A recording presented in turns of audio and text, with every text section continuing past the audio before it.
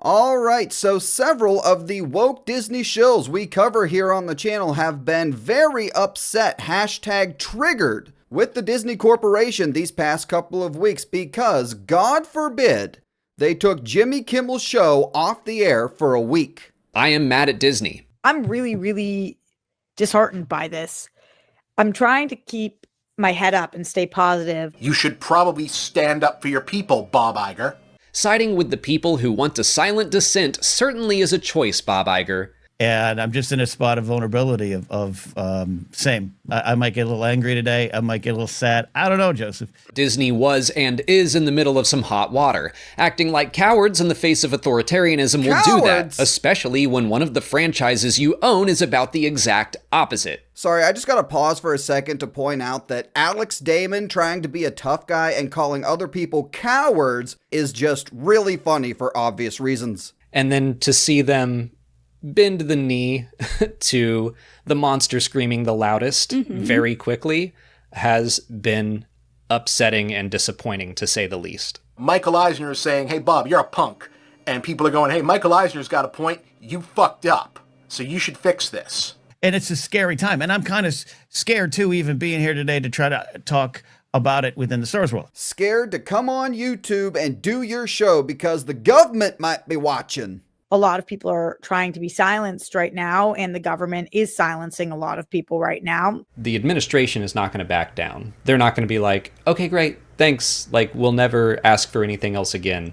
Yeah. It's always going to be asking for more and pushing, not even asking. It's always going to be threatening for more and more and more. A lot of people are boycotting Disney. I can't say they're wrong, too. I think what Disney did is cowardly, and I think they should reverse that decision.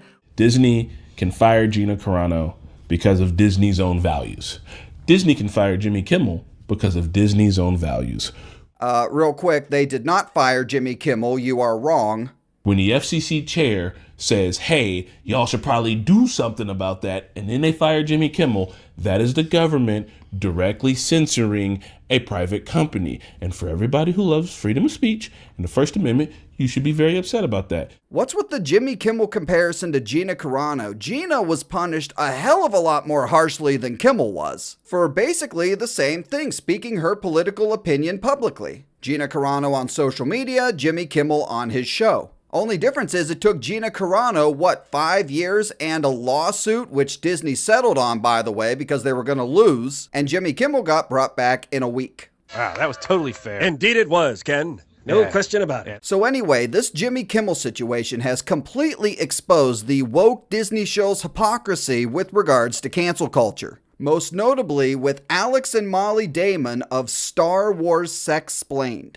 I have been questioning how to use my own power, which I would say is this channel, this platform, because I don't think Disney has been using their power wisely. And by the way, he's doing this rant in what's supposed to be a video breaking down the Mandalorian and Grogu trailer, but honestly, that trailer was so terrible, I don't blame him for not wanting to talk about it. They have money, influence, legal precedent, and the United States Constitution on their side, but they caved to threats of having some of their channel licenses revoked, and they suspended Jimmy Kimmel for what I would consider to be very tame remarks.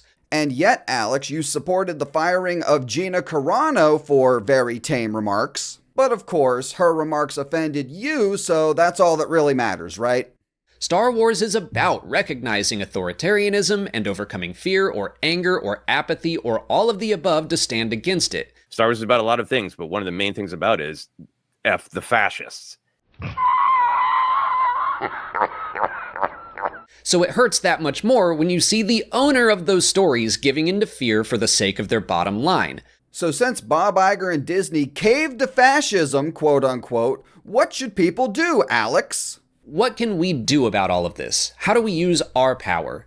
Canceling your Disney Plus subscription is one way. We did. Cancel your Disney Plus subscription, temporarily, of course.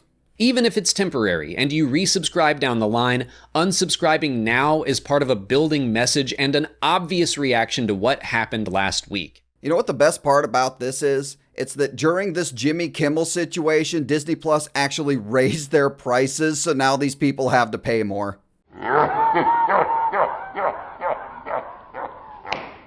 You want to celebrate the creatives and the people who work so hard. And then you have the corporation that owns the franchise that is happy to throw out their Pride merchandise when it suits them, but edit out a queer kiss when the movie goes overseas. And this is like the same frustrating kind of thing. Wow, so Alex Damon is still 6 years later bitching about the lesbian kiss in The Rise of Skywalker, you know, the one that if you blinked you missed it. He's still, in 2025, whining about that scene being censored overseas. And yet, since The Rise of Skywalker, he has continued to promote and shill for literally everything Disney Star Wars has put out. Upcoming movies, novels, comics, Disney Plus TV series, everything. He also gets invited to premieres and influencer events with cast and crew of Disney Star Wars projects. So I have to ask Alex, why, if Disney doesn't really care about the LGBTQ community like you just implied they don't, do you continue to support everything they do?